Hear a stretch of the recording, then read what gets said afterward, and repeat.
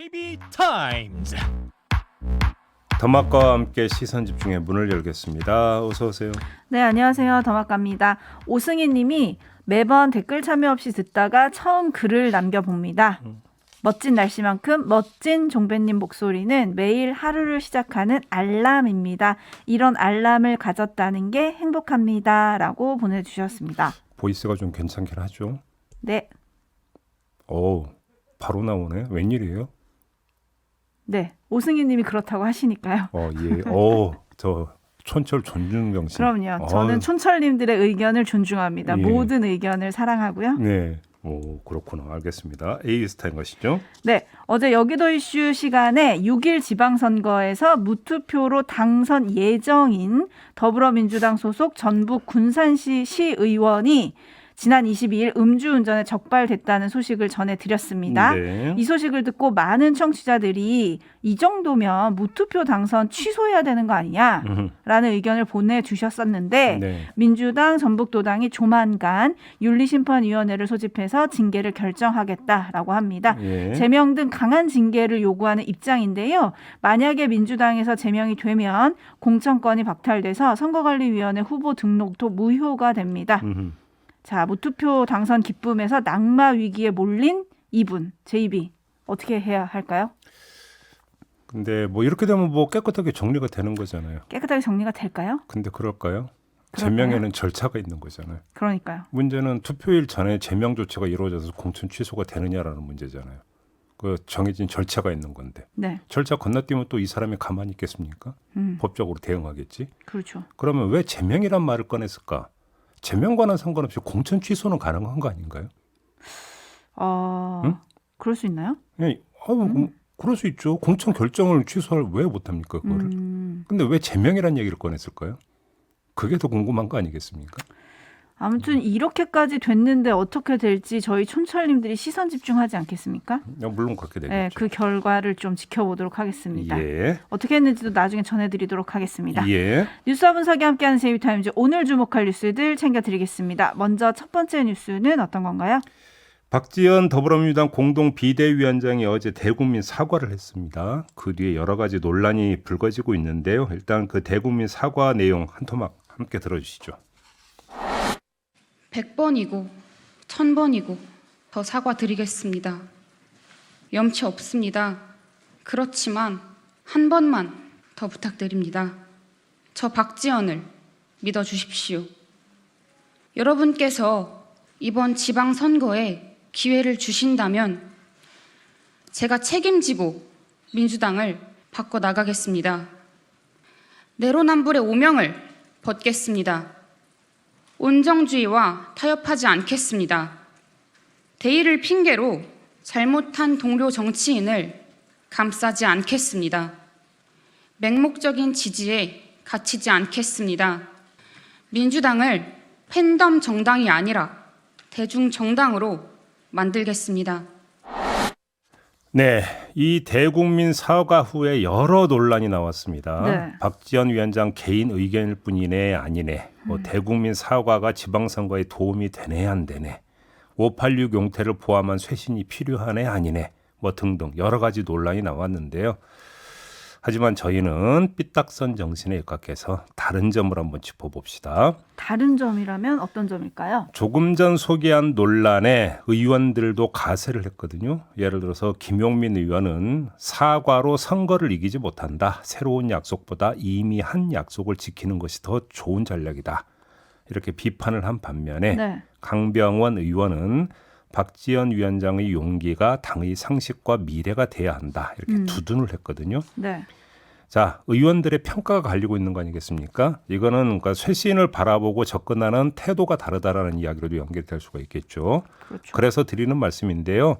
이왕 의견이 다르면 판을 더 크게 키워서 제대로 한번 싸워라. 이런 말씀을 좀 꼭 드리고 싶습니다. 지방선거에 어떻게든 치러지지 않겠습니까? 그리고 따라서 지선 이후에 아예 작정을 하고 죽기 살기로 한번 붙어봐라. 이런 말씀을 드리는 건데요. 이왕 그 말씀을 드렸으니까 죽기 살기로 싸울 거리까지 함께 그러니까 주문을 해보겠습니다. 노선이니 방향이니 색깔이니 하는 고색창연한 하지만 속 빈 거 갖고 싸우지 마시고요. 자신들의 능력을 갖고 한번 좀 싸워봐라. 이런 말씀을 좀 드리고 있습니다. 자, 정말로 자신들이 원내 제1당의 소속 의원들로서 능력을 갖고 있고 또 능력을 발휘했는지 한번 좀 제대로 붙어보라. 이런 말씀을 드리는 건데요. 이렇게 주문하는 이유가 있습니다. 지금까지는 당의 위기였지만 지금부터는 의원들의 위기이기도 하다. 그러니까 경각심을 가지고 뭘 하더라도 제대로 해야 된다. 이 말씀을 드리기 위해서인데요. 네. 당 안팎에서 대선 때부터 어떤 얘기가 돌았냐고 하면 차라리 야당이 되는 게 차기 총선엔 도움이 될 수 있다. 오호. 이런 얘기가 돌았다는 거 뭐 공공연한 이야기였잖아요. 네. 뭐냐? 윤석열 정부 출범 2년이 지난 다음에 치러지는 그 총선이다 보니까 반윤석열 흐름이 형성이 될 수 있고 이 흐름을 타면은 국회의원 임기 연장하는 거 오히려 그게 더 나을 수 있다. 이렇게 그러니까 접근을 하고 있다는 거거든요. 하지만 분명히 말씀드리는데 그건 심각한 착각이다.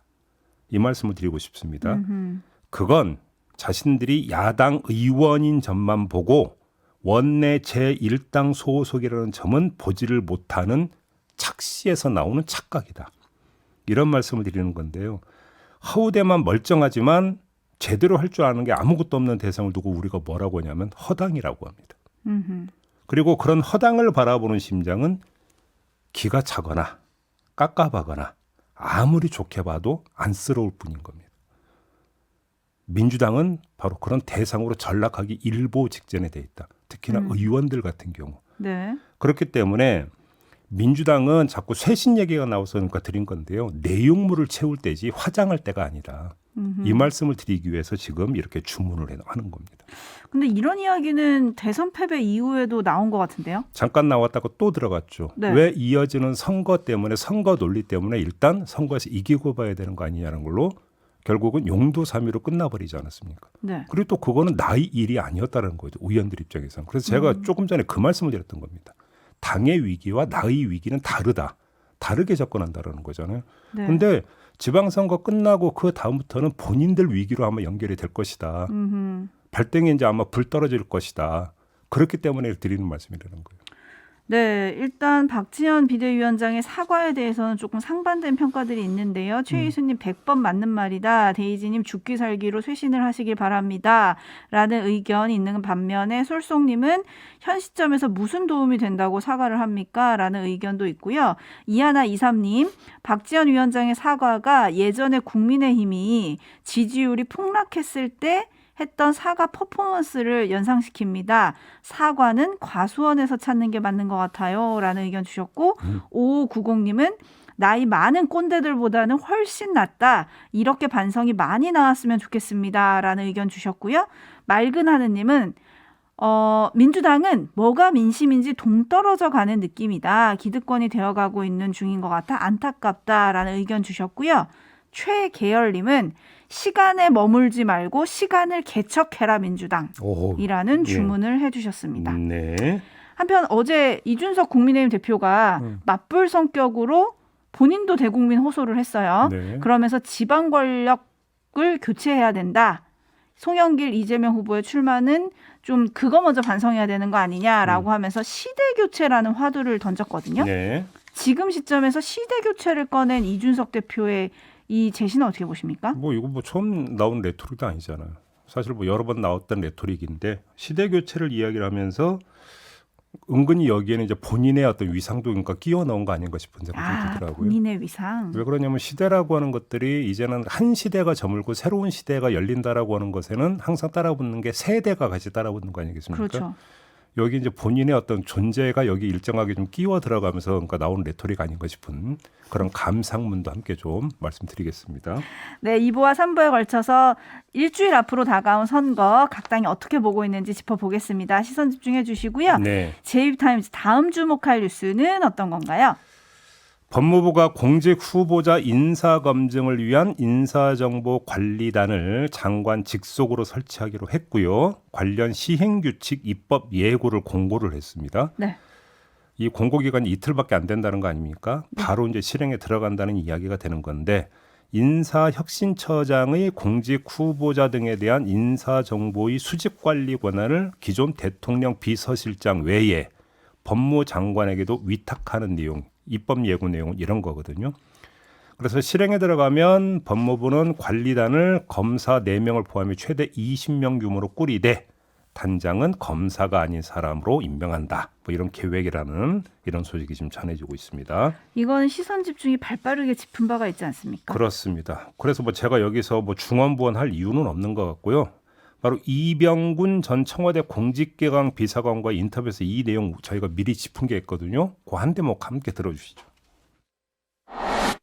뭐 인사검증이라는 거는 민감한 개인정보를 다룬 일이기 때문에 예. 반드시 법적인 근거가 있어야 됩니다. 네. 근데 이제 현행법상의 검찰, 인권부, 뭐 출입국 관리, 법률사 뭐 이런 걸로 수행하는 것으로 규정이 되어 있지 다른 부처의 인사검증을 하는 기능은 법에 규정되어 있지 않고요. 예. 인사검증을 위해서 개인정보를 수집할 권한도 부여된 바가 없어요.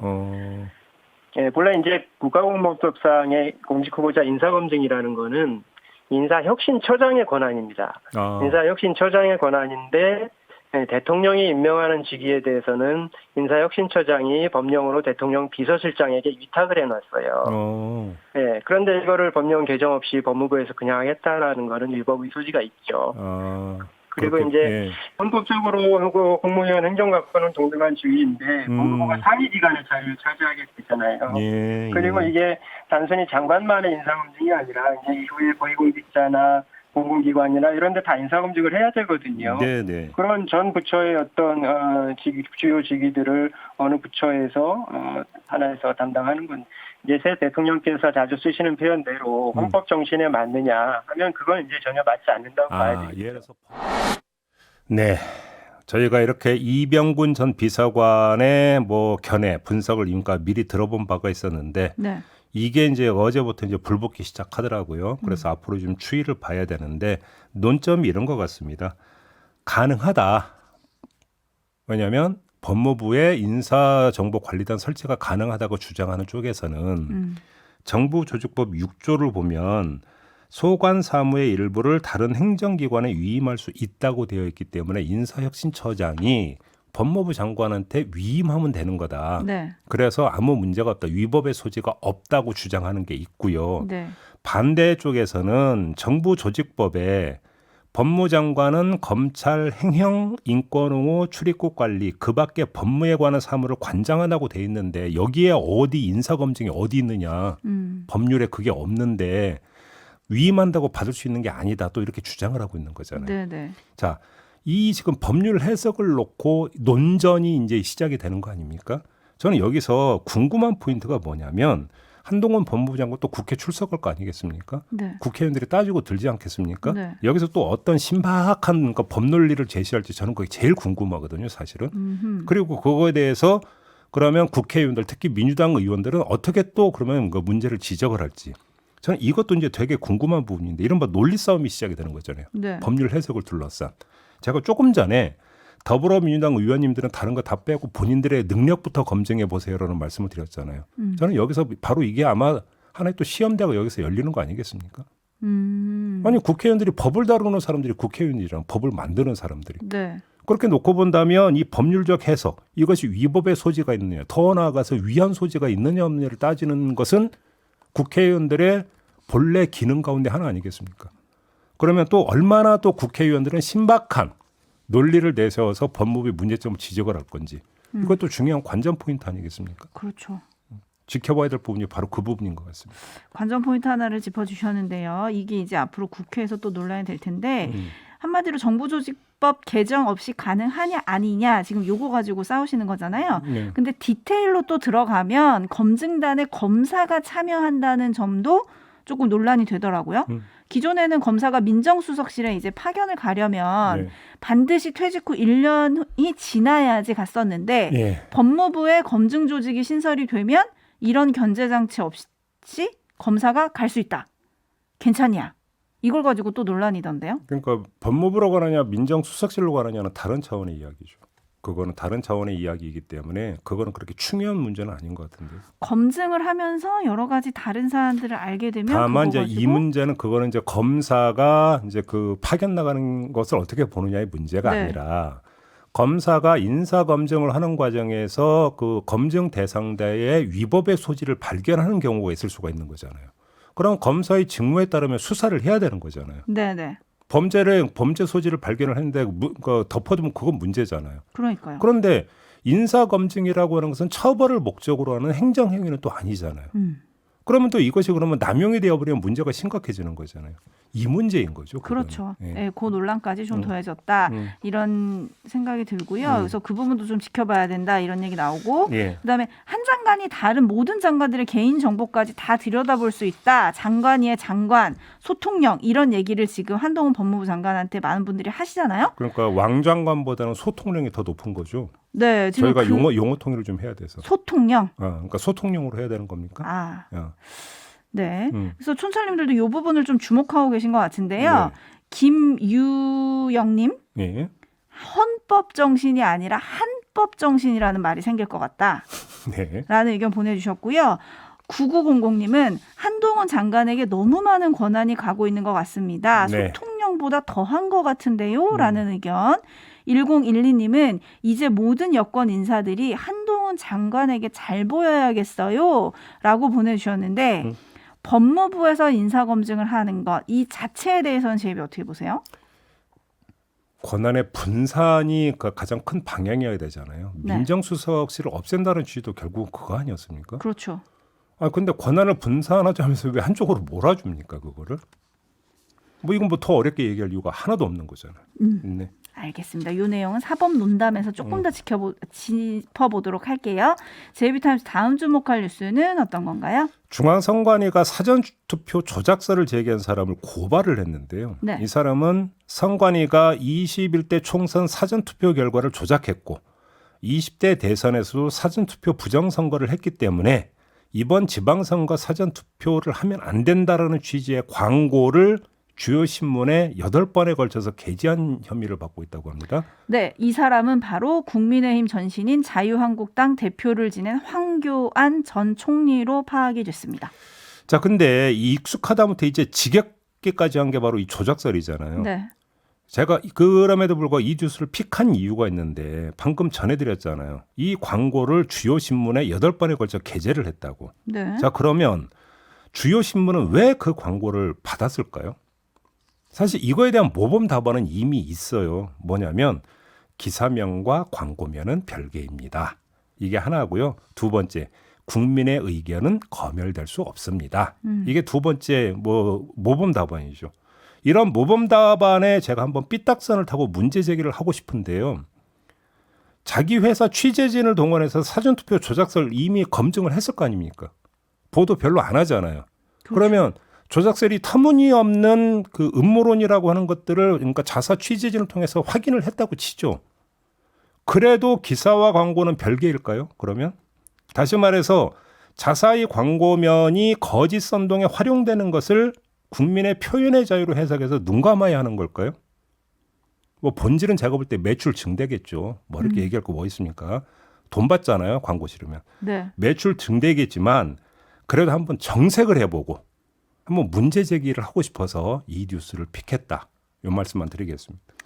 네, 뭐 답이 궁금한데 들을 수가 없네요. 별로 답을 안 할 것 같습니다. 아무튼. 네, 뭐 황교안 전 총리가 이런 사전투표 조작설에 대한 광고를 내고 있지만 여러분 걱정은 하지 마시고요.